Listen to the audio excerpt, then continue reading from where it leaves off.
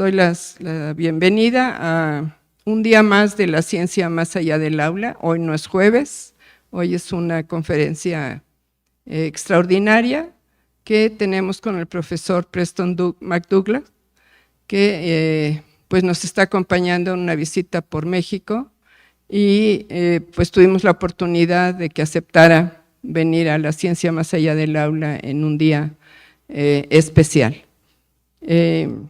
Entonces, y no se les olvide que el jueves tenemos la conferencia de los jueves que siempre llevamos a cabo desde la Facultad de Química de la Universidad Nacional Autónoma de México. Y pues bienvenidos a la audiencia presencial y la audiencia que se encuentra en las plataformas por vía remota.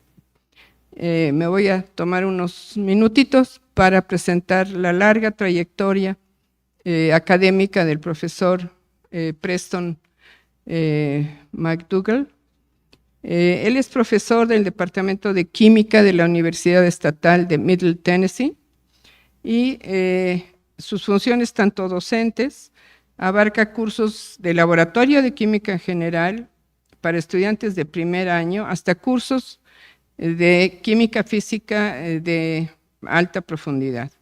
También imparte cursos sobre métodos de investigación, habilidades blandas para estudiantes de grado y posgrado. El doctor Preston, desde 1994, después de obtener una beca postdoctoral de 2 años en el Laboratorio Nacional de Los Álamos, en Nuevo México, donde realizó una investigación en ciencia de materiales computacionales en el grupo de dispositivos y materiales electroquímicos en colaboración con el doctor Antonio Redondo. Antes de esto tuvo una beca postdoctoral en la Universidad de Texas A&M, donde realizó investigación en química computacional sobre catálisis química en colaboración con el doctor Mitchell Hall y recibió su título de licenciatura con honores y el doctorado en química en la Universidad de McMaster en Canadá, donde trabajó con el profesor Bader. Contribuyó fundamentalmente al desarrollo de la teoría cuántica de átomos de moléculas. Ha sido invitado a dar conferencias en universidades de todo el país del mundo y pues tenemos ahora el honor de tenerlo aquí con nosotros en la Facultad de Química. Su investigación en química teórica y computacional, financiada recientemente por el Departamento de Energía de los Estados Unidos, ha extendido la tecnología de visualización de hiperpair en NASA a nivel de 3D. Ya ha desarrollado métodos de visualización molecular que son especialmente útiles para explotar la estructura de la materia y de estas bellezas de las moléculas es de lo que hoy nos va a platicar, explorando estructuras de material hasta de picómetros. Entre sus actividades de servicio público ha sido director de la Academia Juvenil de Ciencias en Tennessee desde el 2014 y se desempeñó como miembro del Consejo Asesor del Centro de Descubrimiento de Murphy Spring desde el año 2000. Fue miembro fundador del Comité Asesor del Festival STEAM anual de Tennessee. Y entre otras de sus contribuciones y por todo este trabajo ha recibido el premio al servicio público en 2018. Y no me queda más que thank you very much for being here y se queda con ustedes. Muchísimas gracias. Thank you very much, Carol, for the introduction, and thank you also to Elena, thank you for the introduction, and to Carol and Fernando, who couldn't be here for my lecture, thank you for helping organize this, and to all the people in the audience and online, thank you for coming, for zooming in, and for this Science Beyond the Classroom. So I'm going to apologize for speaking in English and not in Spanish, but as you'll see, I've tried to make all my slides bilingual, so hopefully you might learn something about chemistry, and I hope so. And you can ask them questions afterwards. So I'm going to talk about how I think molecules are very beautiful. And so hopefully by the end, you'll maybe agree. Let's see. So 3 questions for a science cafe. what is beauty? Okay, what is beauty? And since most people maybe zooming in are not chemists, I need to tell you what molecules are. What are molecules? And then, are molecules beautiful? Will you agree? I certainly agree. I think they are, but hopefully we'll see if you agree. So first of all, first question, what is beauty? So this is a very interesting book by one of my favorite authors, the late Umberto Eco. Sorry about that. Italian sematician. So what is beauty? Well, there have been some interesting statements on what beauty is. This is a picture of my wife. This is what I think the conception of beauty. Don't tell her I posted that picture of her. Very interesting quote by a very familiar person, scientist. Albert Einstein said, "Joy in looking and comprehending is nature's most beautiful gift." This, I think, is one of the most insightful statements of science and nature that I've ever seen. So let's look at some molecules and try to comprehend them. You need to comprehend them to see them as to see the beauty. So what are molecules? Well, here's a recent Nobel Prize winner, Ben Feringa. He won a Nobel Prize for nanotechnology, and here he's showing a model of an organic molecule that he's made in his laboratory, and he's talking about how when chemists travel around the world and they draw pictures or they make models, they don't have to speak the same language. They know exactly what molecule they're talking about. They can discuss molecules without speaking a common language. And he says, that is beautiful. It's a beautiful idea, but it's not Umberto Eco's idea of beauty, or my idea of beauty. So here's Ben Feringa. I call him a master of the atomic domain. The chemists are the masters of the atomic domain. And so he sees beauty in the fact, like I said, just said, that scientists can draw even a hand-drawn, not particularly within no art skills, on the board in organic chemistry that might draw a molecule in 10 seconds. They're not putting a lot of time into making it look beautiful.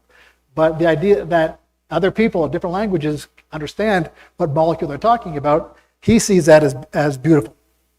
But non-chemists who don't understand, by looking at this molecule, what it is, how can you be beauty in that? So non-chemists, which might be you, this might not be beautiful to you.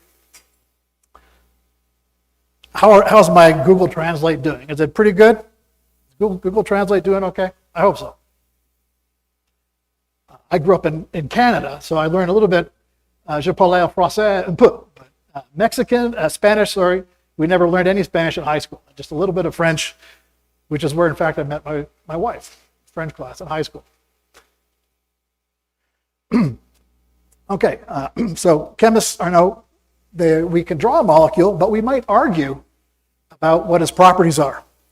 And we might have different ideas of what the bonds between atoms are like. So chemists can argue quite a bit, and they can get quite heated discussion, maybe beyond that.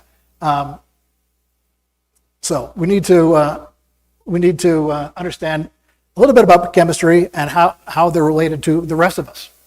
We're made of molecules. Everything is made of molecules. But how big are they compared to us? How are they related to us? So we're going to talk a little bit about the metric system. So has anybody seen the movie from 1977 called Powers of 10? It was paid for by IBM, and it shows all the powers of 10, like 1 meter, 10 meters, 100 meters, and up and then down to 1/10 of a meter, 100th of a meter, and so on. If you haven't seen these movies, I highly recommend them. I don't think I'm going to play them. I haven't tested them in the room, but I recommend. I guess this.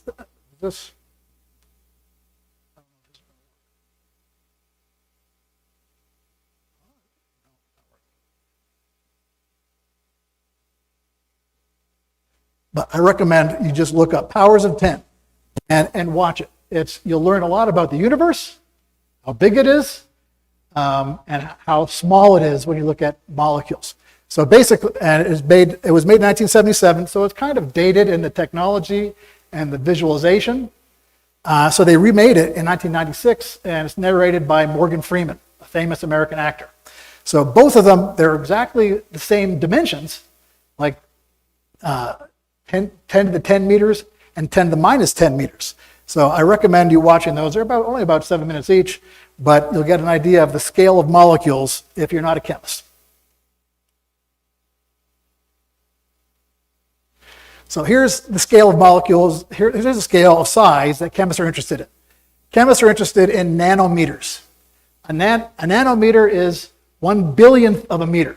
So you imagine a meter stick, and you cut it into 1 billion pieces, 1,000 million pieces. Each piece is a nanometer long. So it's 10 to the minus 9 meters. Right here, 10 to the minus, glucose, sugar molecules are about a nanometer in length if you stretch them out. So molecules are measured in nanometers. And some big molecules, or collections of molecules, like a dendrimer is, they can measure 100 to 200 meters.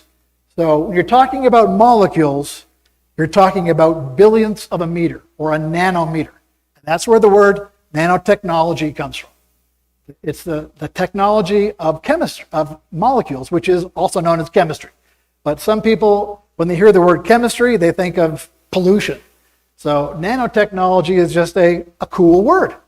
And it's a good way to talk about chemistry without people knowing you're talking about chemistry.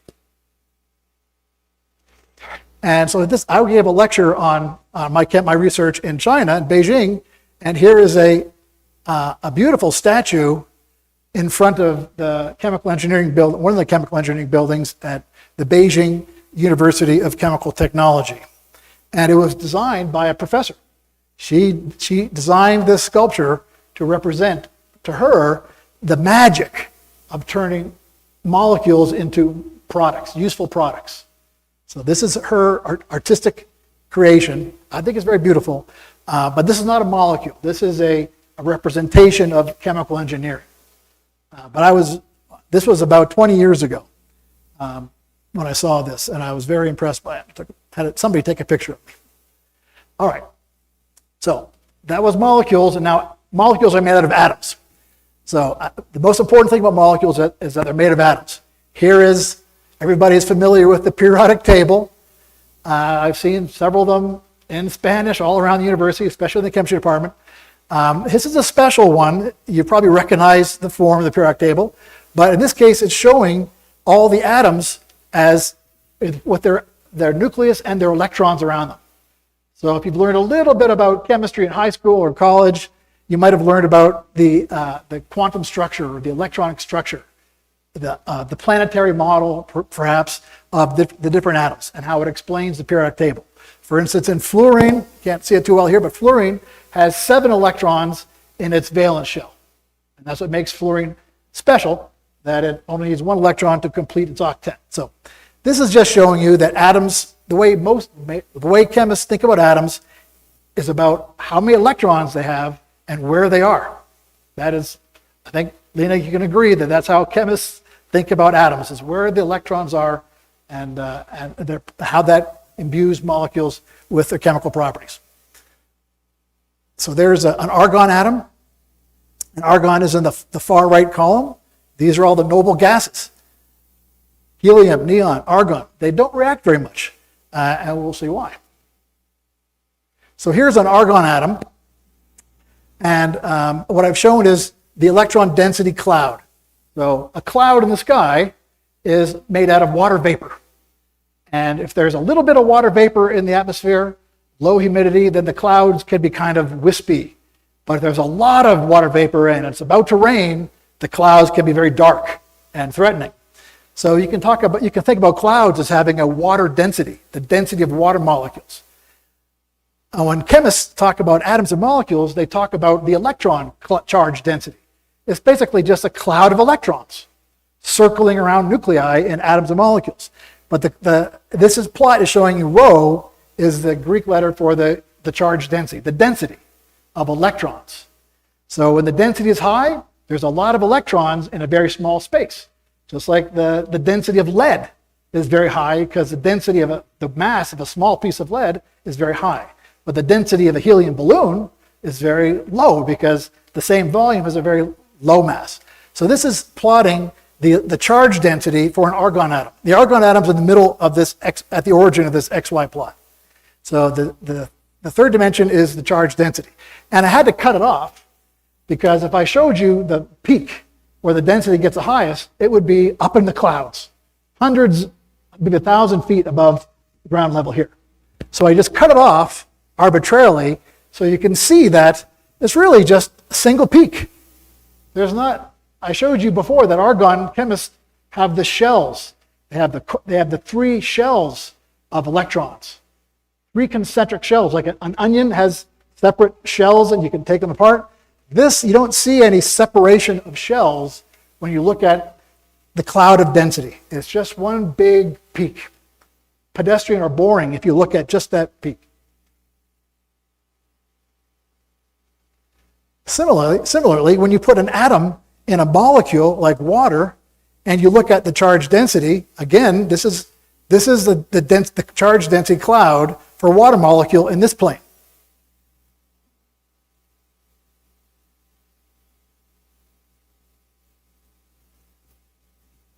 And this is a plane cutting in half. So if I take this plane and I cut it in half like this, that is this plane right here. And again, you see it's just very plain looking. You see the 2 hydrogens there, but they're just little peaks. So when you look at just the charge density, you don't see much chemistry, at least not related to the periodic table.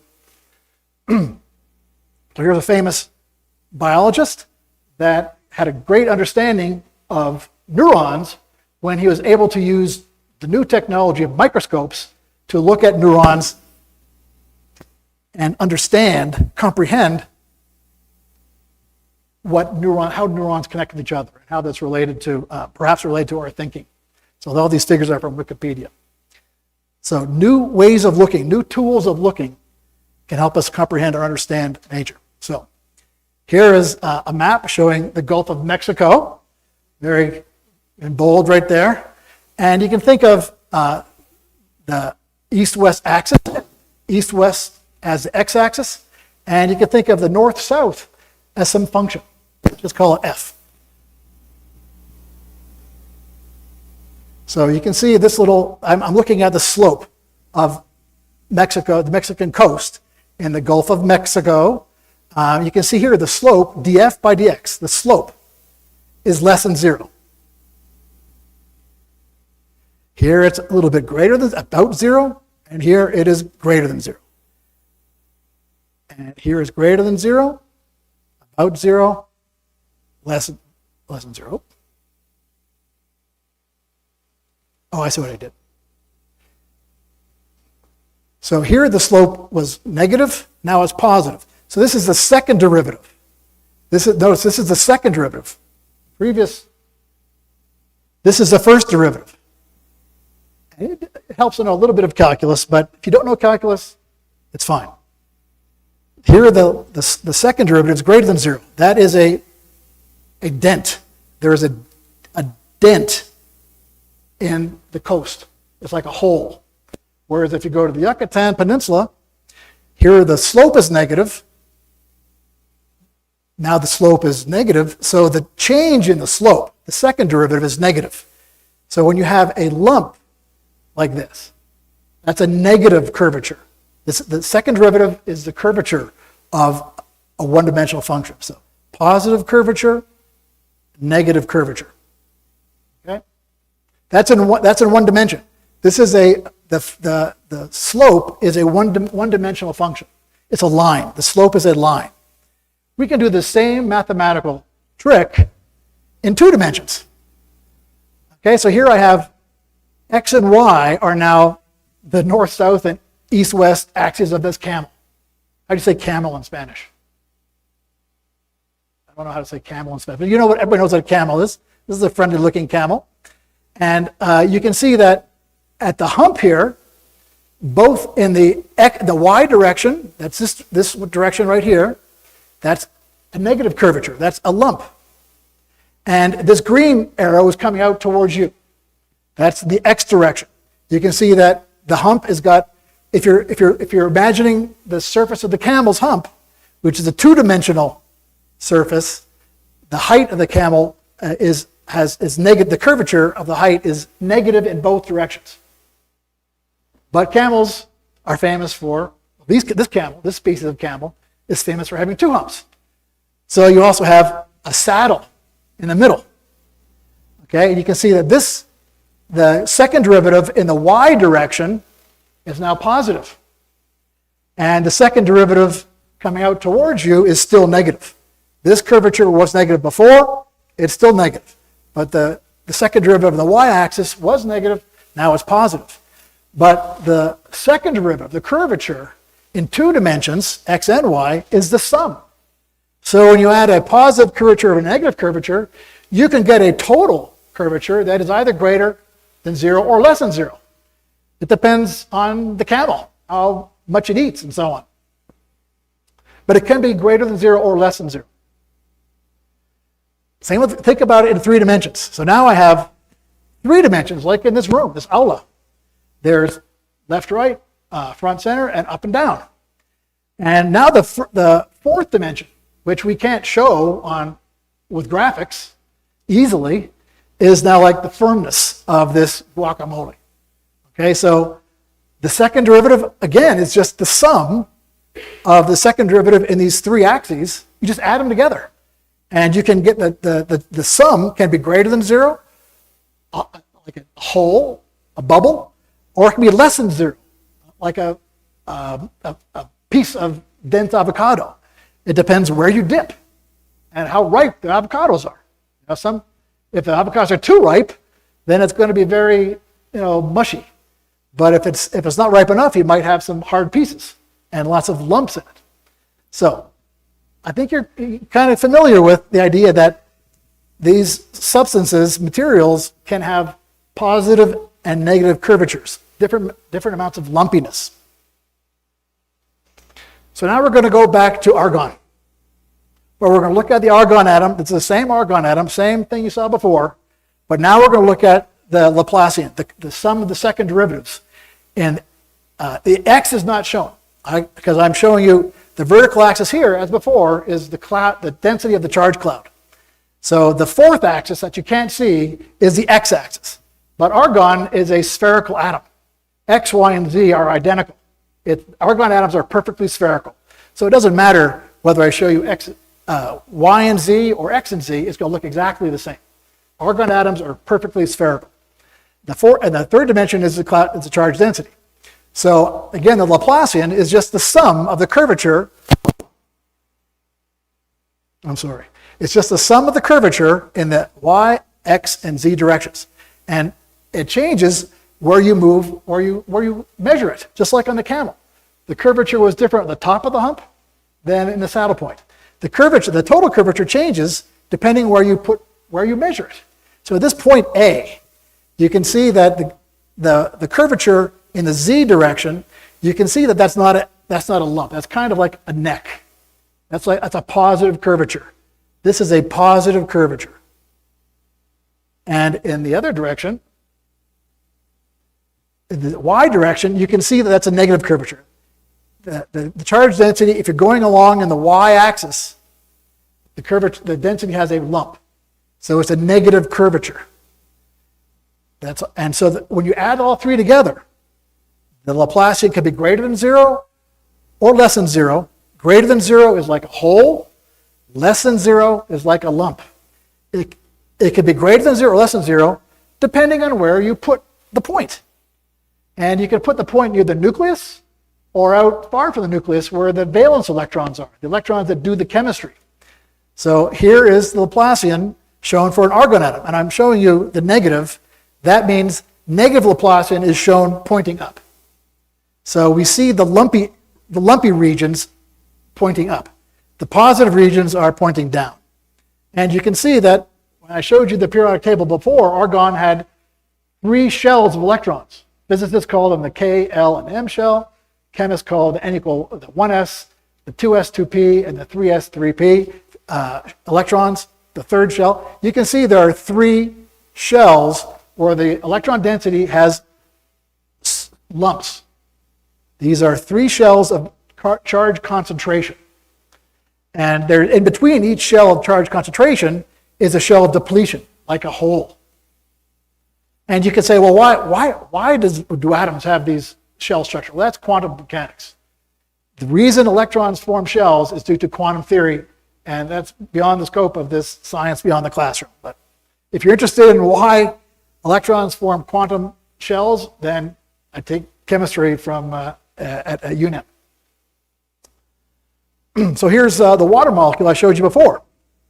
Here's just the water molecule, just the density of the cloud, the charged cloud, and this is the Laplacian. So you can see that the oxygen atom, here's the oxygen atom here. This little, it's like you have calderas in where volcanoes used to be. You have a caldera around it, and then you have the cone in the middle. The oxygen atom, there's the core of the oxygen, and then around it is like a caldera. That's what chemists call the valence shell. And this is the valence shell in that other plane, the plane that cuts the molecule in half. And if you take general chemistry here at UNEM, you'll learn about the 2 lone pairs on oxygen atoms in water. There you see the 2 non-bonding electron pairs that show up as 2 concentrations of charge in the valence shell of oxygen. Now, to do this, we have to cut the molecule in slices. And so if you want to look at a bigger molecule, and you got to make lots of cuts with this saber. So it's going to be ugly. It's not going to be beautiful for sure. If you have to look at a molecule, you have to look at multiple slices. The aesthetics are not very good. So now we're going to try and show the Laplacian in 3 dimensions. So here's a picture. So this is a molecule, chromium hexacarbonyl. And now I'm showing you, since X, Y, and Z in this picture, the three dimensions I'm showing in this picture correspond to dimensions in the molecule. I can't show the dimension of the Laplacian in a 4th dimension. So I have to choose one value of the Laplacian that I show on the screen, just one. So I picked the del squared rho equals 0. And so everything inside these purple balloons, the Laplacian is less than 0. So these carbonyl groups have a lump. The carbon atom, this is a carbonyl, carbon, oxygen. You can see there's a little P in the middle. That's the core of the carbon atom. This is what chemists would call the lone pair. It's a lump pointing at the hole, one of 6 holes in this chromium atom. So you can see the chromium atom has a lot of purple around it, but it has these 6 holes. It's like a dice that instead of having 1 through 6, every face of the dice is a 1. And the 6 carbonyls point their lumps into the holes. Now, this is prettier than the slices, but it doesn't show you all of the molecule. There's a lot of empty space. That is, we threw away a lot of information to focus on one value of the curvature. So we threw away a lot of information to get this picture and avoid slices. I wanted to get more information. I didn't want to throw away as much information. So I went to NASA and I worked with rocket scientists. NASA has they have there's JPL in Pasadena, and there's Control Center in Houston, and in near Mountain View, California, near the Bay Area of California, there's Ames Research Laboratory, Ames Research Center, where they do lots of supercomputing. They have amazing supercomputers and lots of computer scientists. And I work with Dr. Chris Hensey, who's a master of scientific visualization. So together we developed this tool that takes the charged cloud for any molecule you want. And this is the adenine in DNA, the A in the genetic code.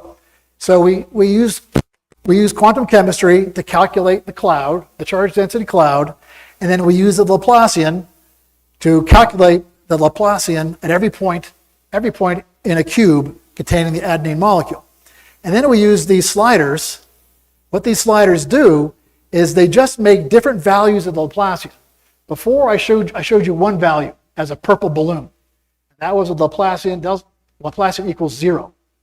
Here I show you all the Laplacian values, potentially, but at different opacities. So some are fairly transparent, translucent. They have low opacities. So you can see through this green veil. You can see through the green veil to the red areas. And you control the opacity by just, that's the fourth dimension, is the opacity of the different values of the Laplacian. So by moving these sliders, you make different values of the Laplacian come into focus. Just like the cell biologists. If you look at a cell in a microscope, you can move the focal plane through a cell to look at different organelles. That's a wonderful experience in cell biology, is to use a microscope to look at the structure of a cell. Kind of the same thing. By moving these sliders, different parts of the molecule become opaque or translucent. So when you do this, you can see that first of all, the atoms, you can see the shell structure. We already knew it was there because we looked at it in the slices. But here, for instance, here's a carbon atom. And you can see in the middle, and the color scheme is white is a very, very negative Laplacian. So very sharp peaks are white. And every nucleus has a white P. That's where the charge density is very sharply spiked. And then you have these blue golf balls. Blue is where the Laplacian is very positive. So all these blue golf balls, those represent the gulf, not of Gulf of Mexico, but the Gulf of carbon and Gulf of oxygen between the core and the valence. There is a region where the charge is depleted. You have a hole in not a physical hole, but the average, the curvature is positive. In all this blue region, Laplacian is positive. And then once you get past the Gulf of carbon out to the valence region, and it turns orange again, and orange is negative. So all the warm colors, hot colors, colores calientes, those are where you have the lumps. And the colores frios, the cool colors, green and blue, that's where you have the holes. And you can see, hopefully you'll see that this adenine molecule has a lot of what look like thumbs. See this little thumb here, a thumb here, a thumb here, and two thumbs there, two twin thumbs. Some of the thumbs are just thumbs. Some of the thumbs have a little cap on top. I'm sorry. Remember, green is a hole. So these are hydrogens that have little holes behind them. And these are hydrogens bonded to nitrogen. These are hydrogens bonded to carbon. So if you've taken general chemistry here at UNAM, you learned about the NOF rule in hydrogen bonding. That hydrogens bonded to nitrogen, oxygen, and fluorine can form hydrogen bonds. But hydrogens bonded to carbon cannot. Well, a hydrogen bond is when a hydrogen atom can accept electron density from another atom that has too many electrons, and there's a hole there. So we didn't have to teach the computer the NOF rule. The computer did not go to college. The computer just calculates the curvature of the charge cloud. That's all it does. So this idea that atoms have lumps and holes and chemical reactions can be the lumps fitting in the holes is the first person the most recent person to talk about this was G.N. Lewis. Again, everybody learns about the Lewis dot diagrams. I talked about them when I mentioned the lone pairs on oxygen and water. So Lewis also talked about the Lewis acid, Lewis bases. And in 1938, when he was awarded the Franklin Medal in Philadelphia, this is in his paper. You can look it up. And he's quoting Lemery, who was a contemporary of Robert Boyle. Robert Boyle is the Boyle from Boyle's Law, same period as Isaac Newton. So this is a long time ago, almost over 300 years ago. And he said, he thought that chemical combination between two substances, such as an acid and a base, might be accounted for by supposing that the particles of one were sharp and those of the other porous. And the chemical combination was affected by fitting of points into holes. That is a contemporary of Isaac Newton. Before the modern atomic, before we knew what atoms were. Okay, so here are some more pictures of this same tool, and this is an antibiotic molecule.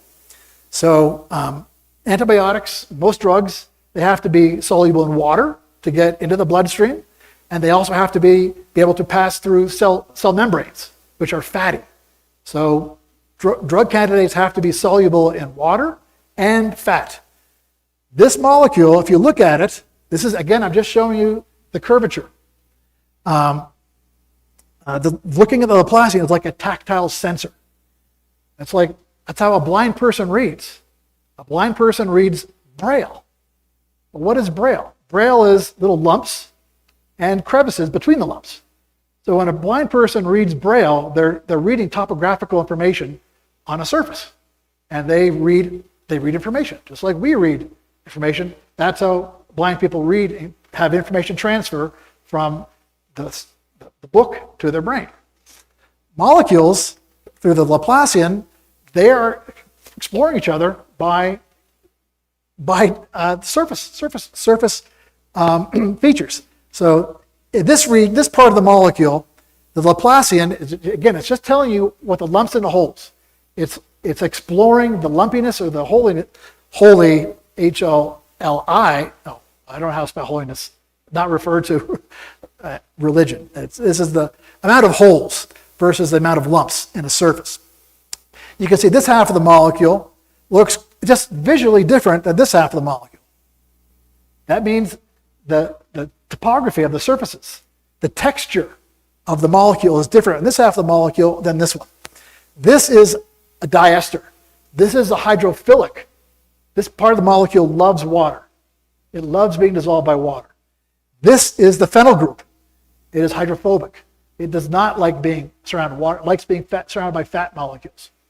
So you can see the dual nature of this molecule in the rendering of its surface texture. And in the middle, there's one atom stands out. That's a sulfur atom with two big lumps. So every derivative of penicillin has a beta-lactam. Beta-lactams have sulfur atoms. There's a sulfur atom. This molecule also has lots of thumbs. All the thumbs, remember? So a lot of thumbs. Most of the thumbs, none of them are wearing the little caps. There is one hydrogen that's wearing a cap. This is the only hydrogen that is bonded to a nitrogen in this molecule. So this is the active site of this drug molecule. That's an amide hydrogen that can form hydrogen bonds to substrates or cells or cell walls. So is this starting to look a little bit beautiful? Maybe. I think they're beautiful. Here is a heavy metal molecule. This is a molecule of cisplatin. Cisplatin is one of the first chemotherapy agents used to treat cancer. It has a platinum ion in the middle, and it has two chloride ligands and two ammonia molecules. But you can see that there's these big red, the hot colors are like lumps. So there's four big lumps around and four green holes, like a lucky four-leaf clover, green. These are where the ligands plug into. And that related to how cisplatin kills cancer by the nitrogens in DNA molecules binding to the platinum and preventing duplication. This is a wooden molecule. I didn't talk about that. Here's a catalytic molecule. This is very important for green energy. These molecules are moiety is found in nitrogenase. It's for taking nitrogen from the atmosphere and making chemical substances like ammonia or amino acids. So nature, a lot of bacteria can take nitrogen from the atmosphere and make compounds like ammonia out of it. That's called nitrogen fixation. Most plants can't do it. Most animals can't do it. Plants can do carbon fixation. That's what photosynthesis is. They take carbon from the atmosphere, carbon dioxide, and they make sugar. That's carbon fixation. These molecules can take nitrogen, which is much more abundant to make ammonia and amino acids. And this is a molecule of nitrogen molecule, N2, with 2 hydrogens. So it's in the first stage of being reduced to ammonia or amino acids. So we can see how this reaction occurs by the bonding of the nitrogen. This is a diamine here. You can see the lumps, the red colors pointing in the holes. These are iron. This is an iron atom.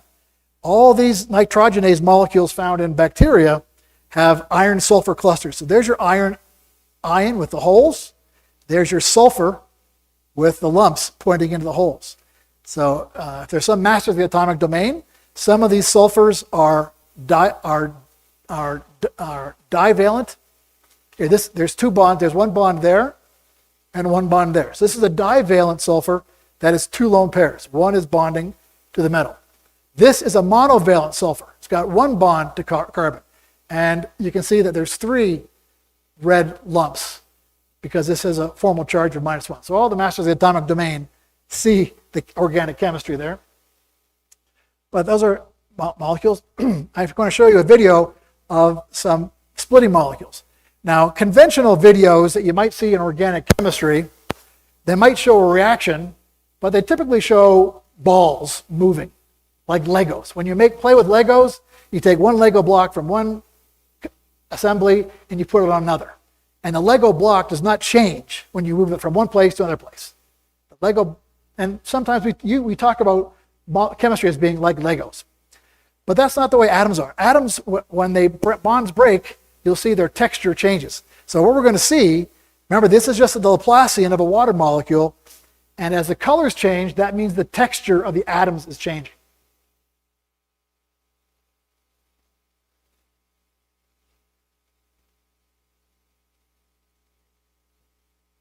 So you can see the water molecule giving birth to the 2 hydrogen atoms and the texture changing quite a bit. So the atoms are, Legos is a useful analogy, but students shouldn't think that atoms are unchanging during chemical reactions. They actually evolve quite a bit. Here's the vitamin B12. You might have taken a vitamin B12 supplement today, like I did. And so this is the molecular structure of vitamin cyanocobalamin. There's a cobalt atom in the middle, we'll see in a second, and this is zoomed in. This is what the cobalt ion looks like in vitamin B12. Again, the same tools used. This is the Laplacian of the cloud density in vitamin B12. These blue trumpets, blue is a cool color, those are the holes. There are 6, these 6 trumpets are big holes in the cobalt ion. And all these red branches, those are all the covalent bonds in this organic part of this coenzyme, vitamin B12. And it's going to do a nice little pyramid for us, I hope.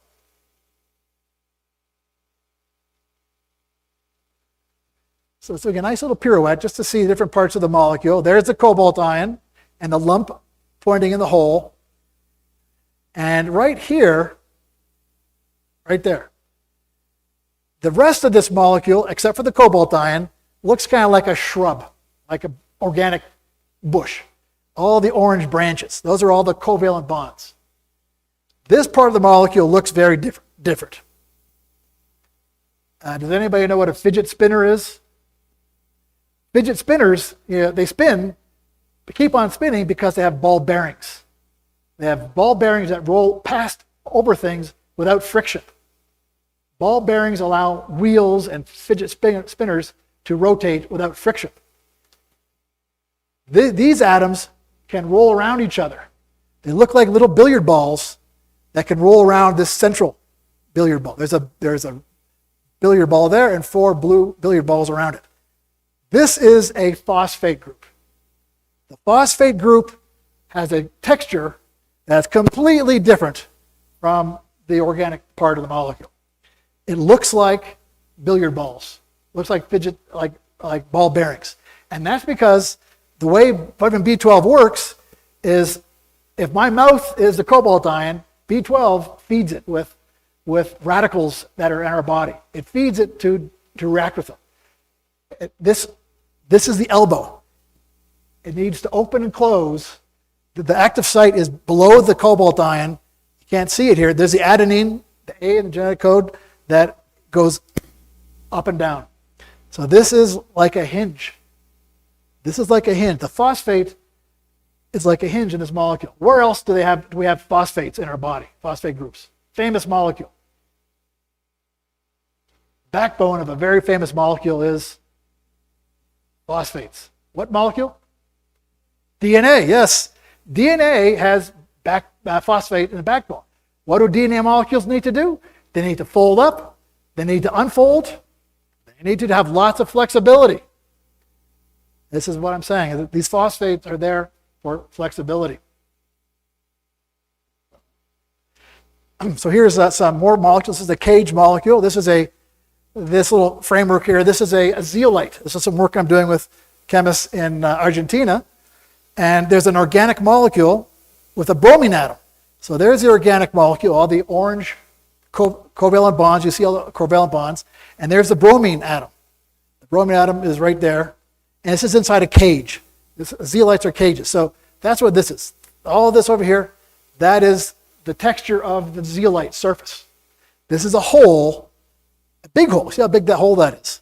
This molecule is in the hole, but it's interacting with the walls. So here is a thumb with a big green. This is oxygen, hydrogen bond to oxygen, which is a stronger hydrogen donor than a hydrogen bond to nitrogen. So there's a big green hole on this nitrogen. There's a little hole on the bromine atom, and it's pointing at the oxygen across the hole. Again, masters of the atomic domain would call that a sigma hole in halogenated compounds. So halogens can form secondary interactions like hydrogen. Hydrogen forms hydrogen bonds, which are famous in DNA. Halogens, like chlorine and bromine and iodine, they can form halogen bonding. Again, it's electron-rich areas pointing into a hole in the bromine. And you see there is a hole there. It's green. The Laplacian is positive where it's green. And then lastly, some molecules are related to aging. Speaking of DNA, here's a DNA fragment. This is the so-called guanine quadruplex at the end of the telomeres, which are at the end of our DNA.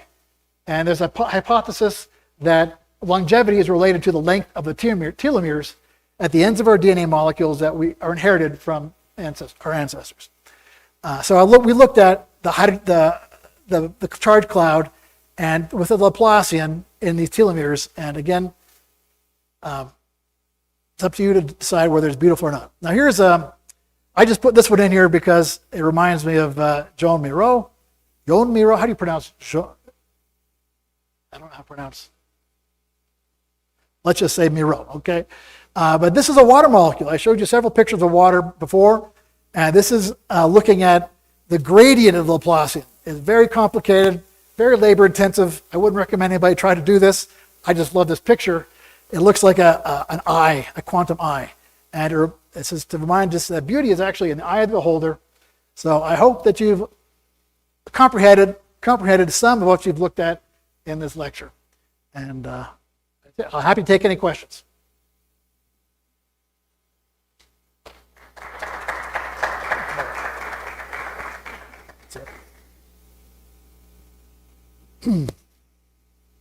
Either in person or online. I will accept some questions. Yeah, questions. ¿Hay algunas preguntas?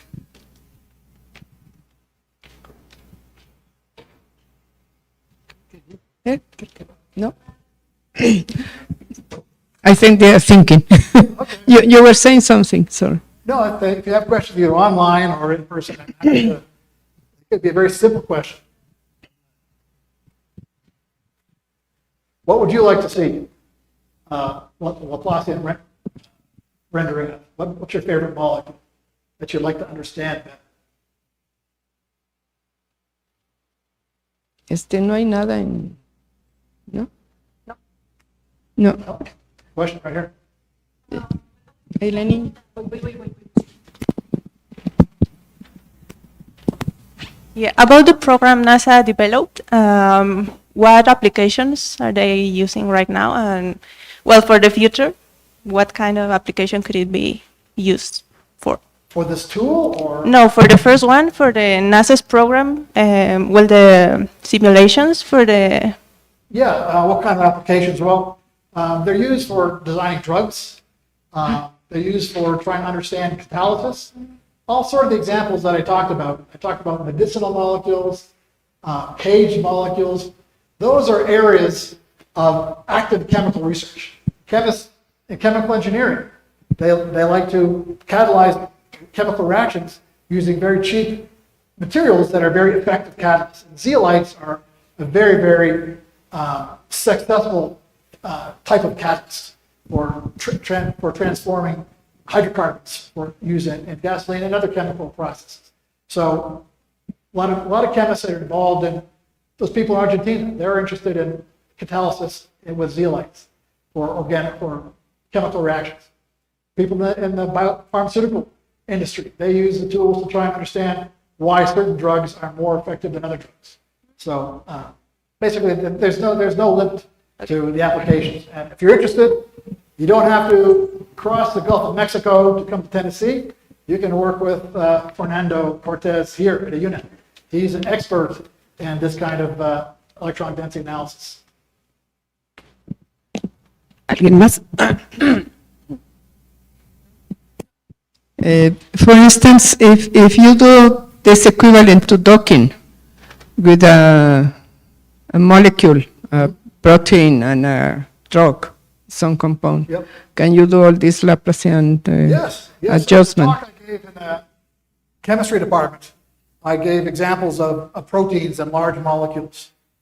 And all the tool that I showed you that can be applied to the charge density cloud that I've been talking about, the texture of the charge density cloud, that can be measured with single crystal X-ray diffraction.